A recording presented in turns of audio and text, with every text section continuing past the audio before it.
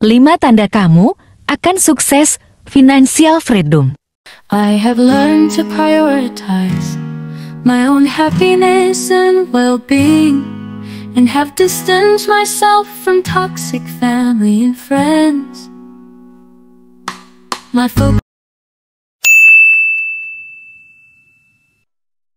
Anyway teman-teman, jadi kita akan membahas 5 tanda kesuksesan financial freedom. Yang pertama, kita akan terlebih dahulu membahas tentang pendapatan pasif yang stabil. Salah satu tanda kesuksesan dalam mencapai financial freedom adalah memiliki sumber pendapatan pasif yang stabil. Pendapatan pasif memungkinkan seseorang untuk mendapatkan uang tanpa harus bekerja secara aktif lagi, seperti investasi, royalti, atau bisnis yang berjalan dengan sendirinya. Kalau kemarin kalian menonton video yang satunya ini lagi teman-teman, kalian pasti ngerti dengan apa yang saya katakan dengan berternak uang. Jadi berternak uang itu sama dengan hal yang aku jelaskan di video ini. Oke, yang kedua, pengelolaan keuangan yang bijaksana. Orang yang mencapai financial freedom umumnya memiliki kebiasaan pengelolaan keuangan yang bijaksana. Mereka mampu mengatur anggaran berinvestasi dengan cerdas dan mengelola utang dengan baik untuk memastikan keuangan mereka dalam kondisi sehat. Jadi orang sukses itu bukan berarti dia nggak punya utang ya teman-teman. Bisa saja kita memiliki utang, tapi untuk menunjang bisnis kita ke depannya yang lebih baik lagi.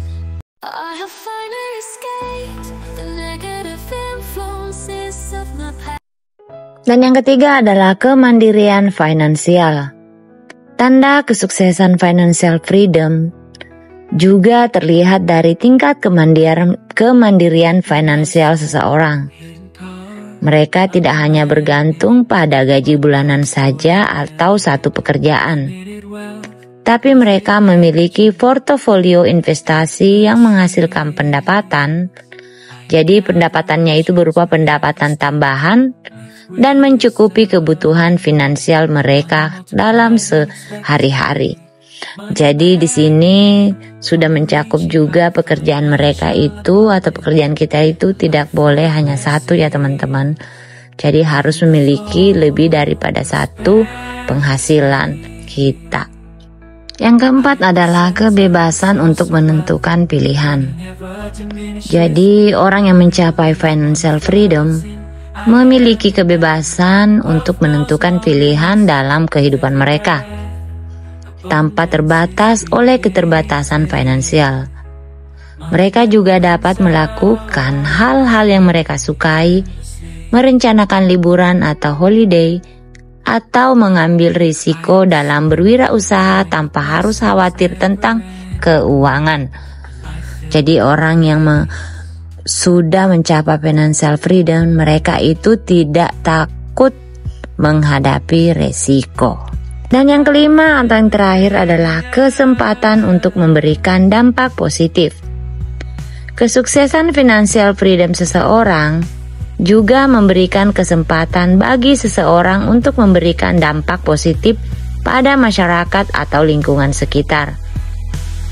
Mereka dapat menyumbang untuk tujuan amal, mendukung proyek sosial, atau membantu orang lain yang membutuhkan dengan lebih leluasa karena ketersediaan sumber daya finansial yang mencukupi. Jadi orang yang sudah mendapatkan financial freedom atau sudah berhasil di financial freedom itu, mereka tidak capek-capek lagi tuh memikirkan tentang uang. Apa yang mereka ingin keluarkan atau apa yang mereka ingin beli sudah tidak terlalu dipikirkan lagi teman-teman. Because they already have a financial freedom, right? Ya, mereka udah mencapai titik financial freedom. Jadi siapapun, aku, kamu, dan kita semua bisa mendapatkan titik di mana kita mencapai financial freedom ini. Tapi tergantung usaha dan kerja keras kita, serta cara kita memanage uang.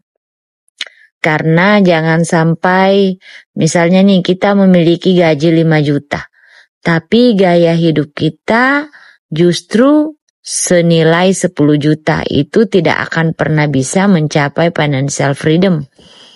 Bahkan itu bisa bikin kita bangkrut atau boncos, teman-teman. Dan satu lagi, dari gaji kita seharusnya kita bisa menginvestasikan 20% atau 30% untuk investasi.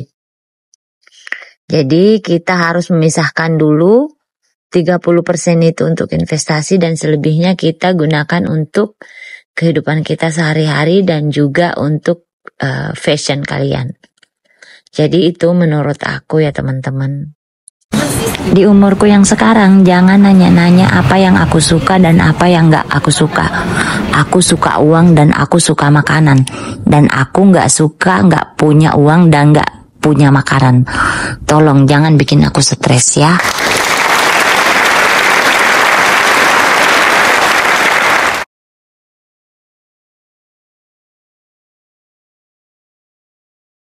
Oke teman-teman, jadi bagaimana menurut kalian? Silahkan kalian komen di kolom komentar ya kalau kalian ada tambahan dalam pencapaian menuju financial freedom. Silahkan komen di kolom komentar ya teman-teman.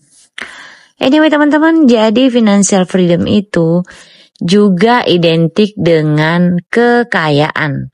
Karena kalau kita udah mencapai financial freedom, tentu kita tidak jauh-jauh dari kekayaan.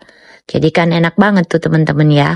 Kalau kita memiliki uang, kita kaya, dan kita tidak perlu pada saat kita shopping atau kita membeli barang, kita tidak perlu lagi melihat jumlah label yang ada di barang tersebut atau harga. Kita langsung belanja-belanja aja kan, karena udah mencapai financial freedom juga.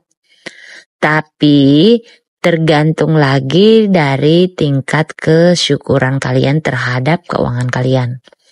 Karena uang 1 miliar sama uang 100 juta sama aja cepetnya bakal habis, tergantung cara kalian memanage atau menggunakan uang tersebut. Oke teman-teman, saya pikir mungkin sampai di sini dulu videonya. Don't forget to like, share, subscribe, and comment.